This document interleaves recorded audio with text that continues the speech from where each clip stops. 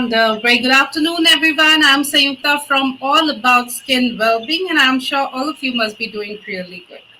We all know taking good care of our skin is important for more than just the appearance, as the largest organ, our skin becomes the most essential to our overall health.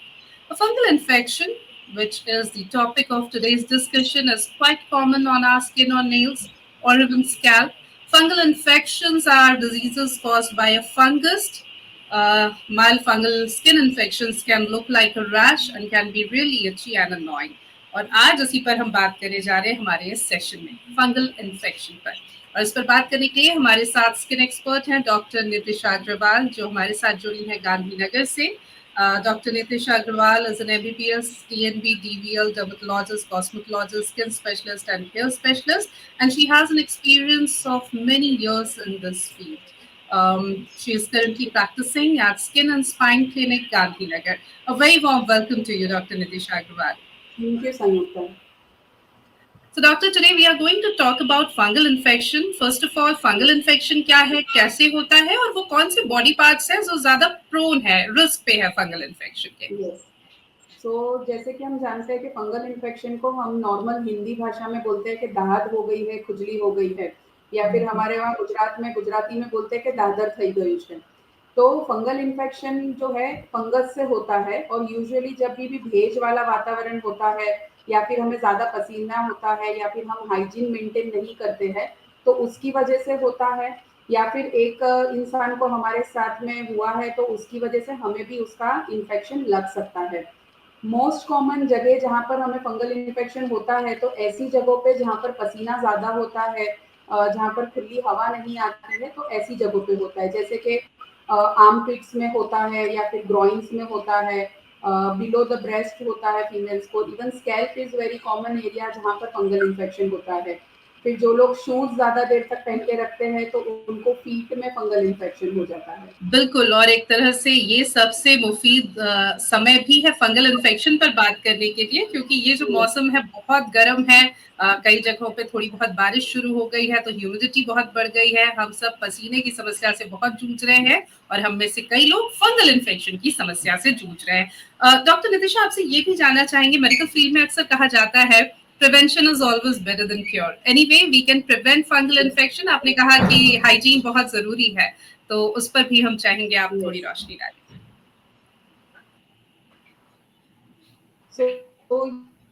को भी हो सकता है, मतलब ऐसा मतलब इसी को होगा इसको नहीं होगा। सो हम सबको ही ध्यान रखना है कि हमें फंगल इन्फेक्शन ना हो, तो उसके लिए सबसे पहली चीज है हाइजीन मेंटेन करना। तो हाइजीन हम कैसे मेंटेन कर सकते हैं कि लाइक लूज कॉटन के कपड़े पहनिए, हर बार वॉश्ड क्लोथ्स पहनिए। जैसे कि हम कई बार करते हैं कि एक बार पहना हुआ कपड़ा हम रिपीट करते हैं, वॉशिंग में नहीं डालते हैं। सो डोंट डू दैट, हमेशा अपना कपड़ा जो है वो वॉश किया हुआ पहनिए। इवन आप जब न्यू क्लोथ्स बाय करते हो तो उसे वॉश किए बिना नहीं पहनना है। दूसरी चीज है कि अपनी पर्सनल बिलोंगिंग्स है वो शेयर नहीं करनी है। थर्ड थिंग इज कि अगर किसी फैमिली मेंबर को फंगल इन्फेक्शन हुआ है तो उसकी ट्रीटमेंट करवानी, और उसकी सब चीजें हैं वो हमसे अलग रखनी चाहिए। फोर्थ इज कि अगर कभी भी गर्मी पसीना होता है तो तुरंत नहा लीजिए और फ्रेश कपड़े पहन लीजिए। और अगर बाय चांस आपको फंगल इन्फेक्शन हो भी जाता है तो प्लीज एक डर्मेटोलॉजिस्ट के पास जाइए और उनसे प्रॉपर ट्रीटमेंट लीजिए, ना कि कोई फार्मेसी स्टोर पे जाके आप ओटीसी जो भी प्रोडक्ट्स मिलते हैं फंगल इन्फेक्शन को ठीक करने के लिए वो लीजिए। ये बहुत महत्वपूर्ण बात आपने कही। हमें से ज्यादातर लोग, खास तौर पे स्किन से रिलेटेड जो भी इश्यूज होते हैं उसमें या तो हमारे समाज में होम रेमेडीज का बहुत चलन है, डीआईवाईज आजकल बहुत कॉमन हो गए हैं। इतने इन्फ्लुएंसर्स हैं वेरियस सोशल मीडिया प्लेटफॉर्म्स पे, उनके पास स्किन से जुड़ी तो हर समस्या का कोई ना कोई नुस्खा होता है। ये लगा लो, वो पीस के लगा लो तो ठीक हो जाएगा। इसके अलावा हमारे यहाँ जो आपने बताया बहुत ही कॉमन टेंडेंसी है, chemist shop so easily accessible available, हम जाते हैं कोई भी टॉपिकल एप्लीकेशन के लिए क्रीम ले लेते हैं, लगाते रहते हैं महीनों। या फिर एक और चीज का भी बड़ा चलन है कि मान लीजिए मेरी फैमिली में किसी को कभी फंगल इन्फेक्शन हुआ था, वो कभी डॉक्टर के पास गए थे, उनके पास जो प्रिस्क्रिप्शन है वो प्रिस्क्रिप्शन पास ऑन कर देते हैं, दोस्तों ने दे दिया कि अरे मैं तो गया था, ये वाली क्रीम लगाई थी, डॉक्टर ने बोला था, मैं ओटीसी प्रोडक्ट नहीं लिया था, डॉक्टर ने बोला था, तो तुम भी लगा लो। ये भी बहुत कॉमन है। और जैसा कि आपने कहा, तो निश्चित तौर पे आपके पास ऐसे कई पेशेंट्स आते होंगे जो इन तरह के सब कुछ करके फिर आपके पास आते हैं। ऐसे में ये कितना खतरनाक हो जाता है डॉक्टर, क्यों ज्यादा मुश्किल हो जाता है इस तरह के पेशेंट्स को ट्रीट करना? सो फर्स्ट ऑफ ऑल क्या होता है कि उनकी स्किन ऑलरेडी डैमेज हो चुकी है, क्योंकि उन्होंने जो भी क्रीम्स लगाई है दे वर नॉट राइट। आप जानते होंगे कि आजकल स्टीरॉइड अब्यूज जो है वो बहुत ही कॉमन हो गया है, कि जो भी ओटीसी प्रोडक्ट्स मिलते हैं to cure fungal infection which they claim but they don't actually do it, तो उसमें स्टीरॉइड होता है कहीं ना कहीं, या सैलिसिलिक एसिड होता है जो आपकी स्किन पे बर्न्स कर देता है या स्किन को पतला कर देता है। कई बार मेरे पेशेंट्स आते हैं जो लॉन्ग टर्म से ऐसी क्रीम्स लगा रहे हैं, तो उनको वहाँ पर स्ट्रेच मार्क्स हो जाते हैं, उनकी स्किन इतनी पतली होती है कि वहाँ पर थोड़ा-सा भी अगर कुछ लग जाता है तो घाव बन जाता है। या फिर अगर सैलिसिलिक एसिड या कोई भी ऐसा हार्श केमिकल यूज़ किया है उन्होंने, या इच गार्ड है, या फिर कोई भी सपट लोशन या ऐसा कुछ यूज़ किया है, तो उनकी स्किन बर्न हो जाती है वहाँ पर। सो इस तरह से आप अपनी स्किन को फ़ायदा नहीं कर रहे हो, इनफैक्ट आपकी स्किन में नुकसान हो रहा है। सो ये सब चीज़ें यूज़ करने से पहले आपको कोई डॉक्टर की सलाह लेनी ज़रूरी है। बिल्कुल, तो अगर फंगल इन्फेक्शन हुआ है, सबसे पहले एक क्वालिफाइड डर्मेटोलॉजिस्ट के पास जाइए, उनसे सही ट्रीटमेंट लीजिए, उस ट्रीटमेंट को पूरा कीजिए। एक और चीज़ फंगल इन्फेक्शन से जुड़ी हुई डॉक्टर बहुत आम आजकल देखने को मिलता है, एक तो फंगल इन्फेक्शन के केसेस आजकल बहुत बढ़ गए हैं। दूसरा, एक बार जिसे हुआ है, उसे बार-बार होने लग गया है। इसकी क्या वजह है? इसकी वजह सबसे पहले मैं बोलूँगी नॉन कंप्लायंस है, कि लाइक पेशेंट मेरे पास आता है तो मैं उसको 3 टू 4 वीक्स की मेडिसिन लिख के देती हूँ, and I tell them very like मतलब बहुत अच्छे से उनको समझाती हूँ कि भई आपको मैंने 3 हफ्ते 4 हफ्ते की दवाई दी है, लेकिन उसके बाद आपको मेरे पास आना है दिखाने के लिए। कई बार क्या होता है कि पेशेंट्स जो है वो आधे से अपनी दवाई बंद कर देते हैं, उनको 2 से 3 हफ्ते में लगता है कि मुझे ठीक हो गया है, सो मेरे को अब दवाई की ज़रूरत नहीं है। तो वो जो कोर्स उन्होंने बीच में से छोड़ दिया है, तो उससे क्या हुआ कि फंगस में उनको राहत मिली, लेकिन वो कंप्लीटली क्योर नहीं हुआ है। सो वो जब मेडिसिन छोड़ देते हैं तो 4-6 हफ्ते के बाद उनको फंगस फिर से ग्रो होने लगता है और उनको इन्फेक्शन होने लगता है। दूसरी चीज़ कि अगर आपको फंगल इन्फेक्शन ठीक हो गया, लेकिन आप आगे जाके आप अपना हाइजीन वगैरह मेंटेन नहीं करते हो, या फिर घर में किसी और को इन्फेक्शन हुआ है और उनकी दवा नहीं चल रही है, तो उनका री इन्फेक्शन भी आपको हो सकता है। तीसरी चीज़ कि अगर आपकी इम्यूनिटी इन जनरल लो है, तो भी आपको बार-बार फंगल इन्फेक्शन होता है। बिल्कुल, तो ट्रीटमेंट पूरा करना बहुत ज़रूरी है और ट्रीटमेंट पूरा करने के बाद डॉक्टर को दिखाना बहुत ज़रूरी है। ये यस। भी एक बहुत कॉमन टेंडेंसी है, मान लीजिए 4 हफ्ते की दवाई दी है, हम 1-2 हफ्ता लगाते हैं बड़े अच्छे से हुँ, पूरा प्रिस्क्रिप्शन फ़ॉलो करते हैं, उसके बाद हमें लगता है कि अरे ये तो ठीक हो रहा है, तो फिर क्या ज़रूरत है? और डॉक्टर को हम इसके यस। बारे में बताते भी नहीं हैं। ये बहुत गलत टेंडेंसी है और इसकी वजह से लगातार इस तरह के केसेस जो हैं ये बढ़ते रहते हैं। रेजिस्टेंट होने का भी एक बहुत बड़ा चैलेंज नज़र आता है डॉक्टर, उसकी भी क्या यही वजह है? उसकी वजह ये भी है और दूसरी वजह ये भी है कि मतलब आपने जैसे पहले बताया था कि लाइक फैमिली में किसी की दवाई चल रही है तो वो ही यूज़ करके करते हैं, लेकिन फिर उससे उनको रिलीफ नहीं मिलता है तो वो हमारे पास आते हैं। तो क्या होता है कि आपने लाइक टूटा-फूटा ट्रीटमेंट ले लिया है लेकिन कंप्लीट कोर्स नहीं लिया है, तो उसकी वजह से भी आपकी बॉडी में रेजिस्टेंस डेवलप होता है, बिकॉज़ नाउअडेज़ बैक्टीरिया, फंगस ये सब इतने स्मार्ट हो गए हैं कि उनको पता होती है कि ये दवाई है, तो वो उसके खिलाफ एंटीबॉडीज बना लेते हैं और वो दवाई फिर असर नहीं करती है। इसीलिए ट्रीटमेंट पूरी करनी, अच्छे से लेनी वो ज़रूरी है। बिल्कुल, तो ट्रीटमेंट पूरा करना और अच्छे से पूरा ट्रीटमेंट लेना ये बहुत ज़रूरी है, वरना रेज़िस्टेंस डेवलप करना और ये सभी क्षेत्रों में है, चाहे हम एंटी फंगल की बात करें, एंटी यस। बैक्टीरियल जो होते हैं उनकी बात करें, उसमें भी ये बहुत ज़रूरी है कि हम जो कोर्स है उसे पूरा करें। आपने एक और बात बड़ी अच्छी पॉइंट आउट की डॉक्टर अग्रवाल कि कई बार होता है कि फैमिली में किसी और को हुआ, मान लीजिए आपका फंगल इन्फेक्शन तो ठीक हो गया है, लेकिन किसी और को हुआ, वो ट्रीटमेंट नहीं ले रहे हैं या आप जो दूसरे हाइजीन के पॉइंट्स आपने गिनाए थे वो नहीं फॉलो कर रहे हैं, तो वो खतरा तो सभी के लिए बना रहता है क्योंकि कंटेजियस से एक से दूसरे को हो सकता है, ये बात भी आपने शुरू में बताई थी। ऐसे में अगर फैमिली में किसी को हुआ है तो किन बातों का ध्यान रखना चाहिए? सो जिनको भी फंगल इन्फेक्शन हुआ है, आई मेक इट श्योर कि वो अपने कपड़े अलग से धोए, अपना साबुन है, अपना टॉवेल है, जो भी पर्सनल बिलोंगिंग्स जिसके थ्रू ये स्प्रेड हो सकता है, उन्हें सब चीज़ों को अलग से रखें, अलग से वॉश करें। और जो फंगल इन्फेक्शन हुआ है तो मैंने ट्रीटमेंट ले ली, लेकिन बाकी सब ने अगर नहीं ली या फिर उनका किसी और डॉक्टर से इलाज चल रहा है, तो मैं यही बात मेरे पेशेंट्स को समझाती हूँ कि आपकी ट्रीटमेंट तो चालू हो गई, लेकिन अगर फैमिली में भी किसी और को है, सो प्लीज मेक श्योर कि वो भी एक अच्छे डॉक्टर के पास जाके अपनी दवा चालू कर रहे हैं, और उन्हें भी कहिएगा कि अपनी दवाई का कोर्स पूरा कीजिए। तो उससे क्या होता है कि रेजिस्टेंस कम हो जाता है, रिकरेंस कम हो जाता है और आपको जल्दी असर करती है दवाइयाँ। बिल्कुल, तो आपको भी अपना ट्रीटमेंट लेना है और अगर किसी और को हुआ है, जो आपकी फैमिली में है या आपके परिचय में है, तो ये मेक श्योर ज़रूर करना है कि वो भी ट्रीटमेंट ले रहे हैं, डॉक्टर के पास गए हैं और ट्रीटमेंट पूरा भी करें, ये भी मेक श्योर करना है। बाकी तो यस, हाइजीन का ध्यान हमें रखना ही है। अच्छा ये जो यस। मौसम है, हम लगातार बात कर रहे हैं कि इस मौसम में बहुत ज़्यादा बढ़ जाते हैं फंगल केसेज़ फंगल इन्फेक्शन के। हुँ, बारिश हुँ, आने वाली है, कई जगहों पे थोड़ी बहुत हुँ। बारिश, मानसून ब्रीजेज़ शुरू भी हो गए हैं। ऐसे में एक और जो समस्या आती है वो है कि कपड़े ठीक से नहीं सूखते हैं, डैम्प रह जाते हैं और कई यस, दिनों तक यस। सूरज नहीं दिखता है, तो कपड़े बहुत अच्छे से नेचुरली ड्राई नहीं हो पाते हैं और ऐसे में फंगल इन्फेक्शन का वो एक बड़ा खतरा तो रहते ही है। इसका क्या यस। निदान हो सकता है? डॉक्टर क्या करे इसमें? सबसे पहले तो ऐसे कपड़े पहनिए कि जो मतलब पतले होते हैं, कंफर्टेबल है, बहुत टाइट कपड़े नहीं पहनने हैं और जो जल्दी से सूख सकते। पेशेंट्स को यही बोलती हूँ कि लूज़ कॉटन के कपड़े पहनिए, स्पेसिफिकली कोई भी नायलॉन है, पॉलिस्टर है या थिक मटीरियल का कपड़ा है, स्पेशली जीन्स, जो कि आजकल फीमेल है या मेल है, सब लोग पहनते हैं, तो वो मैं अवॉइड करने का बोलती हूँ। एंड सेकंड कि अगर कपड़े गीले हैं, तो उसको बाहर से तो हम प्रेस या आयरनिंग करते ही है, लेकिन उसको उल्टा करके अंदर की सरफेस को भी आयरनिंग करना है, जिससे कि जो भी मॉइस्चर है या इन्फेक्शन अंदर है, तो वो भी डिस्ट्रॉय हो जाता है। और जैसे कि हम बारिश में भीग गए और हम गीले कपड़ों में ही घूमते हैं, तो वो ना कीजिए। अपने कपड़े अगर गीले हो गए हैं, तो उसे तुरंत चेंज करके फ्रेश कपड़े पहन लीजिए। तो जितना आप सफाई रखोगे, अपने आप को ड्राई रखोगे, अपने कपड़ों को ड्राई रखोगे, तो ये इन्फेक्शन से हम बच सकते हैं। बिल्कुल। डॉक्टर आपसे ये भी जानना चाहेंगे ग्रॉइन एरियाज़ में फंगल इन्फेक्शन ये क्वाइट कॉमन है, लेकिन कई बार लोग हिचकिचाते हैं डॉक्टर से इस बारे में बात करने से या डॉक्टर के पास हुँ, जाने से। ऐसे में क्या कहना हुँ। चाहेंगी आप? उसको इग्नोर मत कीजिए, आई वुड लाइक टू से। और मतलब कोई भी दवाई या पाउडर लगा के उसको ठीक करने की ट्राई मत कीजिए, बिकॉज़ कई पेशेंट्स मेरे पास आते हैं कि मैम हम डस्टिंग पाउडर यूज़ कर रहे हैं, तो उससे आराम मिल रहा है, लेकिन वो बार-बार हो जाता है।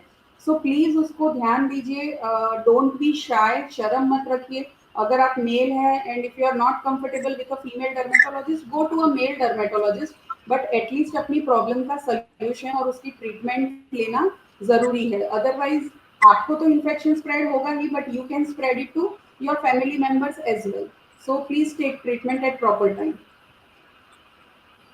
बिल्कुल। ऐसे ही जिसके बारे में आपने भी शुरुआत में कहा था कि वो लोग जो बहुत लंबे समय तक जूते पहनते हैं, बहुत फॉर्मल एनवायरनमेंट में रहते हैं, 12-12 घंटे की जॉब है, कंटिन्यूअसली शूज़ पहनने पड़ रहे हैं, सॉक्स पहनने पड़ रहे हैं, तो वो किस तरह से अपना ध्यान रख सकते हैं? उसमें क्या करना है कि जो आपके शूज है उसको थोड़ा सा आगे से, जिसका ब्रॉड बेस हो, ऐसे शूज पहनिए। आगे से बहुत टाइट या नैरो फिटिंग वाले शूज मत पहनिए। सॉक्स जो है वो कॉटन मटेरियल के आप यूज कीजिए, सिंथेटिक मटेरियल जितना हो सके कम यूज कीजिए। इन योर जॉब, लाइक आपको 12 to 15 आवर्स की जॉब अगर होती है, कंटिन्यूसली शूज पहनना है, तो बीच में ऐसा टाइम तो हमें सबको ही मिलता है कि जब हम शूज एंड सॉक्स रिमूव करके अपनी स्किन को ब्रीथ करने दे सकते हैं, ड्राई करने दे सकते हैं, वो कीजिए। थर्ड इज के डस्टिंग पाउडर आप यूज कर सकते हो, लाइक फिंगर्स के बीच में आप डस्टिंग पाउडर डाल दीजिए, और फिर आप या फीट के नीचे डस्टिंग पाउडर डाल दीजिए, जिससे कि आप फंगस को प्रिवेंट कर सकते हैं। बिल्कुल, तो ये कुछ तरीके हैं जिनका इस्तेमाल हम कर सकते हैं क्योंकि ख़ास तौर पे वो लोग जो जूते पहनते हैं या बार-बार जिन्हें टो इन्फेक्शन या फीट में डॉक्टर आपको सवाल सुनाई दिया? प्रेगनेंसी में अगर फंगल इन्फेक्शन हो तो किन बातों का ध्यान रखना चाहिए? प्रेगनेंसी में क्या होता है कि हर कोई फीमेल जो है वो ज़्यादा दवाइयाँ लेना पसंद नहीं करती है, एंड इनफैक्ट हम भी अवॉइड करते हैं कि जहाँ तक हो सके हमें टैबलेट्स कोई नहीं देनी है, जिससे कि मतलब मदर को या फिर उनके होने वाले बच्चों को कोई नुकसान हो। वी ट्राई कि हम लोग उन्हें खुजली ना हो उसके लिए एक दवाई देते हैं, एंड सेकंड हम उन्हें सेफ क्रीम देते हैं, प्रेगनेंसी लगा सकते हैं। और बाकी हम जो रूटीन हाइजीन के मेजर्स है, बिकॉज ऑब्वियसली प्रेगनेंसी में वेट गेन होता है, गर्मी पसीना ज्यादा होता है बिकॉज ऑफ हार्मोनल चेंजेस, तो इन्फेक्शन में होने के चांसेस बढ़ जाते हैं। Hygiene is very important. Regularly cream लगाइए, और अगर आपको इचिंग हो रही है तो टेबलेट्स लीजिए एंड ईचिंग अगर होती भी है तो हल्के हाथ से या रुमाल से आप ईचिंग कर सकते हो, बट नेल्स या कोई भी शार्प ऑब्जेक्ट आप यूज ना कीजिए। बिल्कुल, और OTC product is a big no no, otherwise भी और यस, प्रेगनेंसी में तो it's it's a big no no. बिल्कुल, यस, तो डॉक्टर की यस। सलाह ही लीजिए। लैक्टेशन में भी कई बार, जैसे आपने बताया था इनिशियली कि कई बार ब्रेस्ट अंडरनीथ द ब्रेस्ट भी फंगल इन्फेक्शन होता है। मान लीजिए लैक्टेटिंग मदर हैं, दूध पिला रही हैं बच्चे को, ऐसे में फंगल इन्फेक्शन हुआ है, तो उन्हें किन बातों का ध्यान रखना है? उन्हें क्लेanलीनेस रखना है। जभी भी वो अपने बच्चों को दूध पिलाती है तो वो एरिया जो है उनको वाइप कर लेना है, और एक बार दूध पी लिया बच्चे ने उसके बाद वापस से वाइप करके उसको ड्राई एंड क्लीन रखना है। और अगर बाय चांस उन्हें फंगल इन्फेक्शन हो गया है तो जब बेबी फीड नहीं कर रहा है तब वो उस क्रीम्स का यूज़ कर सकती है। और बाकी लैक्टेशन में काफ़ी टैबलेट्स जो है वो सेफ होती है, so they can take tablets also, anti fungal medicine also under a dermatologist guidance. बिल्कुल, तो एक क्वालिफाइड डर्मेटोलॉजिस्ट को दिखाइए, ये बहुत ज़रूरी है। डॉक्टर, हम लगातार फंगल इन्फेक्शंस पर बात कर रहे हैं और अभी तक जो हमने बात की है वो स्किन फंगल इन्फेक्शन से रिलेटेड थी। हम थोड़ी बात nail and scalp related fungal infection पर भी करना चाहेंगे। Yes, सबसे पहले बात नेल फंगल इन्फेक्शन की। yes, कौन लोग हैं जो ज़्यादा रिस्क yes. पे होते हैं? क्यों होता है? कैसे प्रिवेंट करें और कैसे ठीक होता है? सो नेल में जैसे कि हमारे फिंगर नेल्स होते हैं एंड टो नेल्स होते हैं। तो सबसे पहले तो रिस्क पे होते हैं हाउसवाइफ्स, जो कि कंटिन्यूअसली पानी के साथ कांटेक्ट में आते हैं, जिनके हाथ ज़्यादा गीले रहते हैं, या फिर जो हाउस मेड्स होती है कि जिनको कंटिन्यूअसली पानी में रहना होता है। So they are at higher risk of this fungal infection of their nails. क्योंकि क्या होता है कि उनकी नेल्स के आजू-बाजू की जो स्किन होती है वो भी डैमेज हो जाती है, उसके थ्रू पानी अंदर सीप होता है और उनके नेल बेड में इन्फेक्शन हो जाता है फंगस का, और उसकी वजह से उनके नेल्स डैमेज हो जाते हैं।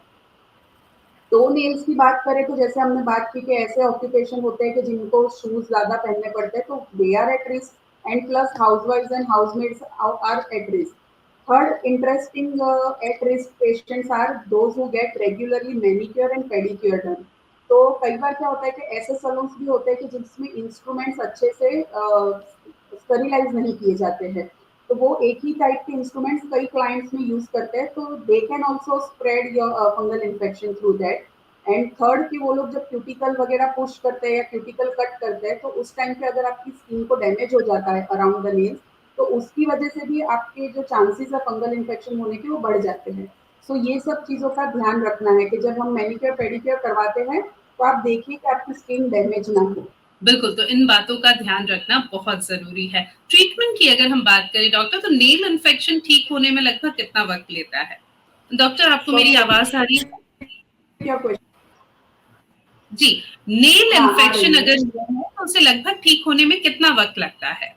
सो फिंगर नेल्स को ठीक होने में 2 टू 3 मंथ्स लगते हैं, और टो नेल्स अगर आपके अफेक्टेड है तो उसमें 3 टू 6 मंथ्स तक लग सकते हैं, बिकॉज़ नेल को ग्रो होने में उतना टाइम लगता है। तो जब तक आपका इन्फेक्टेड नेल है वो पूरी तरह से ग्रो आउट नहीं हो जाता तब तक आपकी ट्रीटमेंट चालू रहेगी। सो हम लोग यही बोलते हैं कि अगर आपको फिंगर नेल्स में इन्फेक्शन है तो आपको 2 टू 3 मंथ्स ट्रीटमेंट लेनी है, और अगर आपके टो नेल्स अफेक्टेड है तो you have to continue your treatment for at least 3 to 6 months. बिल्कुल, और थोड़ी बात हम स्कैल्प रिलेटेड फंगल इन्फेक्शन पर भी करना चाहेंगे। स्कैल्प में जो फंगल इन्फेक्शन होता है डॉक्टर, कैसा दिखता है? क्यों होता है?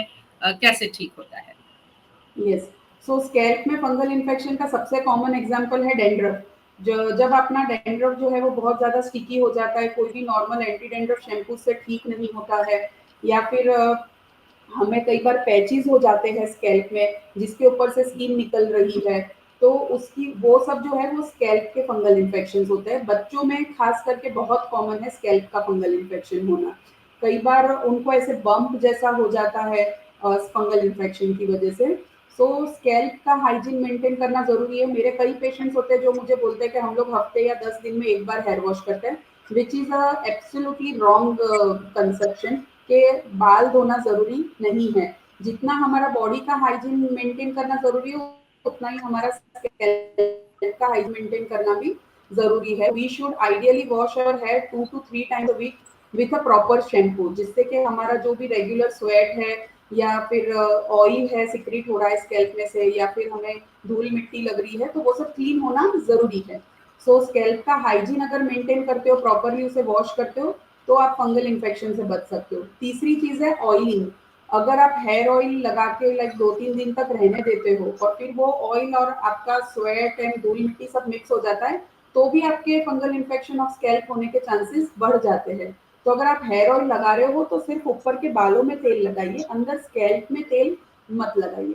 बिल्कुल, बहुत ज़रूरी बातें आपने बताई स्कैल्प रिलेटेड फंगल इन्फेक्शंस से संबंधित, और ये बहुत ही एक इम्पोर्टेंट टिप भी थी जो आपने ऑयलिंग को लेकर कहा। हमें लगता है कि फंगल इन्फेक्शन, क्योंकि एज़ अ लेमन हमें कई बार वो डैंड्रफ जैसा लगता है और हमें लगता है कि डैंड्रफ को दूर करने का एक ही तरीका है, ढेर सारा तेल सर पे लगा दो, और कहीं न कहीं वो एक बहुत अच्छा एनवायरनमेंट फंगस को दे जाता है ग्रो करने के लिए, तो वो और ज़्यादा जो हमारी कोशिश होती है वो फेल हो जाती है। बहुत सारे सवाल हमारे व्यूअर्स के आ रहे हैं, वो भी मैं एक-एक करके लूँगी डॉक्टर, लेकिन उससे पहले स्कैल्प रिलेटेड जो फंगल इन्फेक्शन है, वो कितना वक़्त लेता है ठीक होने में in general? I would say 20 to 30 days। बिल्कुल। हमारे पास दीसू देसाई हैं, उनका जो सवाल है वो है, how often do you change your socks और अंडरगारमेंट्स इन समर्स? कितनी जल्दी हमें बदलना चाहिए? डेली। डेली तो करना ही है, लेकिन अंडरगारमेंट्स अगर आपको लग रहा है कि गीलापन हो गया है बिकॉज ऑफ स्वेटिंग और गोइंग वॉशरूम, तो आप अंडरगारमेंट्स दिन में 2 से 3 बार भी चेंज कर सकते हो, and socks once a day is okay, but yes daily तो करना ही है change, you can not repeat this. और उसके बाद यूज सॉक्स एंड अंडरगारमेंट्स को अच्छे से धोना है, अच्छे से सुखाना है, अगर नहीं सूखे हैं तो आयरनिंग उल्टी तरफ से भी करना बहुत जरूरी है। एक और सवाल है, तनिष्का राजौरिया है, can humidity increases the risk of fungal infections? Yes 100% it can increase, because humidity के साथ साथ हमारी बॉडी में जहाँ स्किन फोल्ड्स होते हैं, जैसे कि नेक है, आर्मपिट्स है, ग्रोइंस है, या फिर अंडर द नीज है, या फिर एल्बो रीजन है, तो वहाँ पर पसीना हो जाता है, वो एरिया ड्राई नहीं रहता है, तो उसकी वजह से फंगस ग्रो इजीली हो जाता है। So humidity definitely increase the risk, और इसीलिए मैं बोलती हूँ कि दिन में 2 बार नहाइए, साफ खुले कॉटन के कपड़े पहनिए, तो जिससे आप फंगल इन्फेक्शन अवॉइड कर सकते हो ये सीजन में। बिल्कुल। दीपक सक्सेना हमारे साथ हैं, और उनका सवाल है, फंगल इन्फेक्शंस कंटेजियस होते हैं क्या? यस, ये कंटेजियस होता है, जैसे हमने आगे भी डिस्कस किया कि अगर आपको फंगल इन्फेक्शन है तो, और आपकी फैमिली मेंबर में भी किसी को फंगल इन्फेक्शन है, तो everyone has to be treated, क्योंकि क्या होगा कि आपने अपनी ट्रीटमेंट करवा ली, लेकिन दूसरे जो अफेक्टेड मेंबर्स हैं उनकी ट्रीटमेंट नहीं करवाई, तो उनका इन्फेक्शन इवेंचुअली आप में फिर से आके आपको री इन्फेक्शन दे सकता है। So yes, fungal infection is contagious and everyone who is having fungal infection has to be treated. बिल्कुल, तो फंगल इन्फेक्शन को लेकर एक तो हाइजीन मेंटेन करना बहुत ज़रूरी है, डॉक्टर को दिखाना बहुत ज़रूरी है, और डॉक्टर जो ट्रीटमेंट ले उसे पूरा करना भी उतना ही ज़्यादा ज़रूरी है। टीना भार्गव हैं, पूछ रही हैं, can poor hygiene lead to fungal infection? हाँ, क्योंकि मैं जहाँ प्रैक्टिस करती हूँ यहाँ हॉस्टल स्टूडेंट्स काफ़ी कॉमन है, और उसमें एक ही चीज़ कॉमन है कि उन लोगों को फंगल इन्फेक्शन हो जाता है, बिकॉज़ एक तो आप क्राउडेड एनवायरनमेंट में रहते हो, अपना हाइजीन का मेंटेन नहीं करते हो, अपने कपड़े जो है वो हर रोज़ धुले हुए नहीं पहनते हो, फिर आप अगर स्कूल में गए हो, खेल कूद के आए हो, फिर नहाते नहीं हो, तो ये सब हाइजीन इश्यूज़ जो नॉर्मली हम घर पे ध्यान देते हैं, बिकॉज़ हमारे ऊपर कोई ध्यान रखने वाला होता है, तो ये सब चीज़ें जो है वो खराब हाइजीन की वजह से, हॉस्टल में रहने की वजह से, या क्राउडेड प्लेसेस पे रहने की वजह से बढ़ जाता है। So yes, poor hygiene is definitely related to fungal infection. अच्छा, इम्यूनिटी कितना बड़ा रोल प्ले करती है? कितना ज़रूरी है कि हम अपनी बॉडी के अपनी इम्यूनिटी पर काम करें डॉक्टर? इम्यूनिटी सभी इन्फेक्शन से बचने के लिए बेस्ट तरीका है। अगर आपकी इम्यूनिटी अच्छी है तो there are very low chances of getting infected with any kind of fungus और बैक्टीरिया, और अगर आपकी इम्यूनिटी अच्छी नहीं है तो ऑब्वियसली आपको कोई भी तरह का फंगस या बैक्टीरियल इन्फेक्शन स्किन में या बॉडी में कहीं पर भी हो सकता है। सो इम्यूनिटी अच्छी रखना, टाइम टू टाइम सोना, स्ट्रेस कम से कम लेना, हेल्दी डाइट लेना, ये सब कुछ इक्वली इम्पोर्टेंट है। रिया साथी हमारे साथ हैं, और सुमित सेन हमारे साथ हैं। उनका सवाल है, क्या sharing towel with others lead to fungal infection?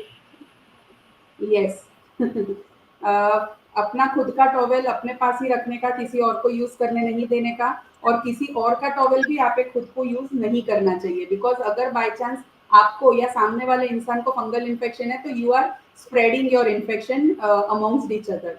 वैसे ही मैं सेम बोलती हूँ कि अगर आप बाहर कोई होटल वगैरह में जाते हो तो make sure you take your own towels with yourself, तो जिससे कि आपके चांसेस काफी कम हो जाएंगे, बिकॉज वी डोंट नो कि वो लोग वॉश कर रहे हैं नहीं कर रहे हैं।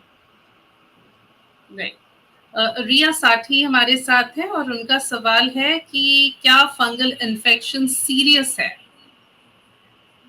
नहीं, अगर आप टाइम पे ट्रीटमेंट ले लेते हो तो दे आर नॉट सीरियस, लेकिन कुछ फंगल इन्फेक्शंस जिसको हम इन्वेजिव फंगल इन्फेक्शंस बोलते हैं, लाइक कैंडिडियासिस, एस्परजिलोसिस, अभी कोविड के टाइम पे हम सब ने सुना था mucormycosis, they are serious fungal infections, because वो ना ही सिर्फ स्किन बट इंटरनल ऑर्गन्स जैसे कि ब्रेन है, आईज है, हार्ट है, लंग्स है, उन सबको इन्वॉल्व करता है।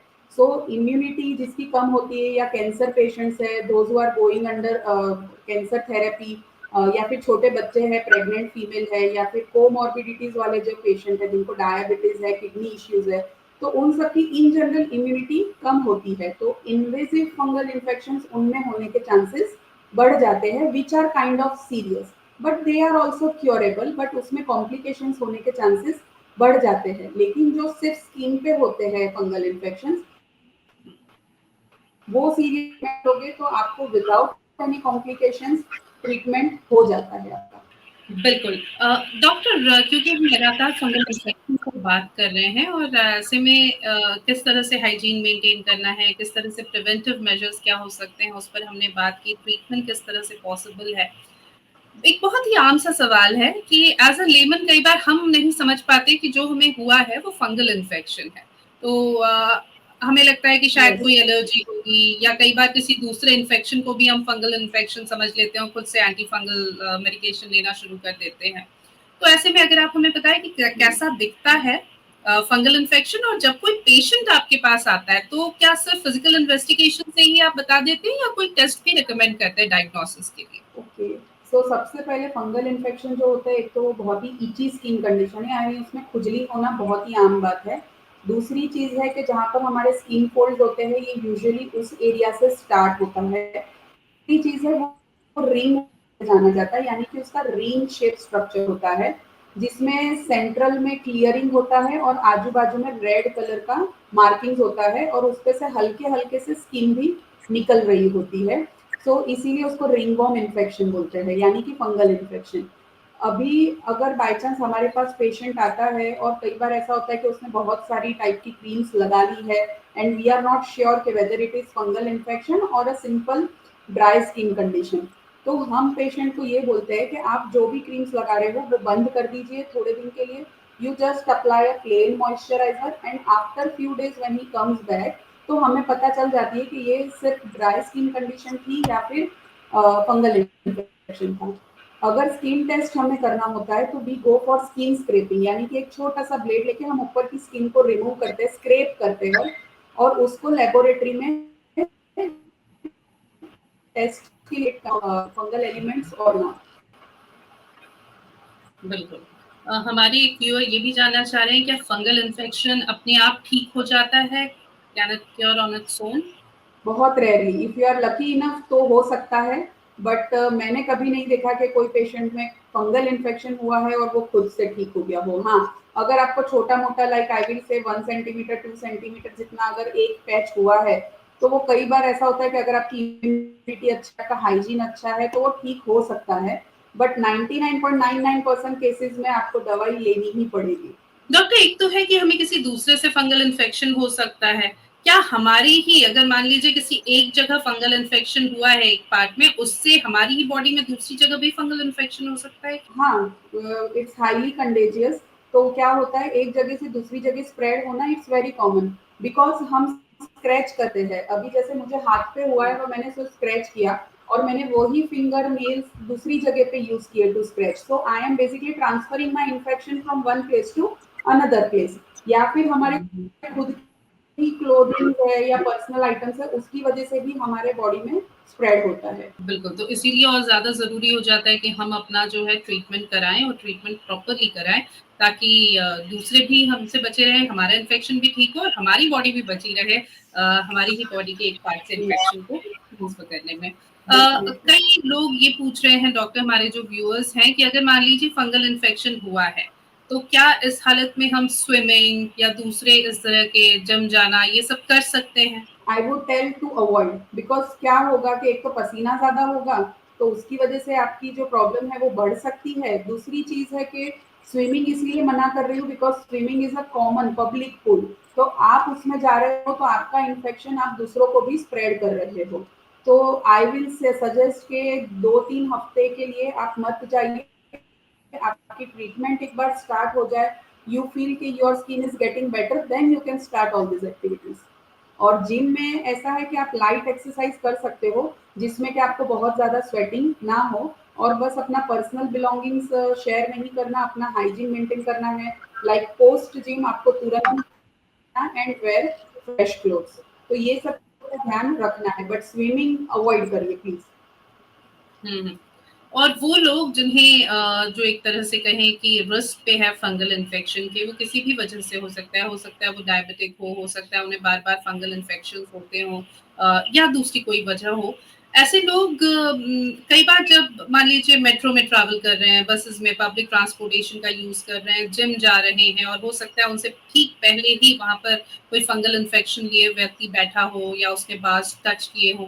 क्या इसमें चांसेस रहता है, रिस्क रहता है कि फंगल इन्फेक्शन हो जाए? नहीं, बहुत कम रहता है, बिकॉज़ आजकल देखो सब लोग ऐसे हैं कि हैंड वॉश करने लगे हैं। सब हुँ, लोग घर जाके after office hours, after college hours वो लोग अपना क्लोथ्स चेंज कर लेते हैं, तो there are very minimal chances कि उसकी वजह से आपको होगा।